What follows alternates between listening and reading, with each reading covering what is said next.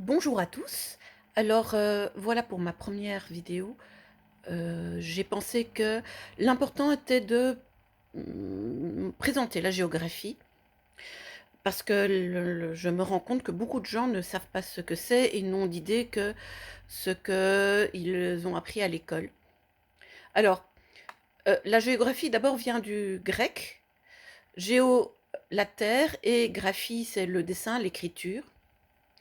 Alors, c'est non seulement à quoi ressemble la Terre, ses fleuves, ses montagnes, ses littoraux, ses climats, ses mouvements tectoniques, mais c'est aussi et sans doute surtout le rapport de l'humain avec la Terre, que ce soit au niveau de l'aménagement du territoire, au niveau de l'urbanisme, de la culture, de l'économie, de la politique, du tourisme, des commerces.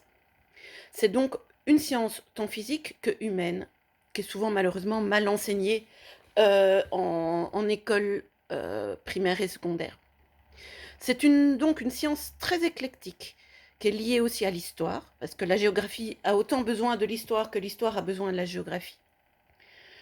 Et puis la géographie, c'est bien sûr les cartes, les planisphères, la démographie, beaucoup d'autres choses, sachant que la cartographie est une nécessité pour l'homme depuis plusieurs milliers d'années.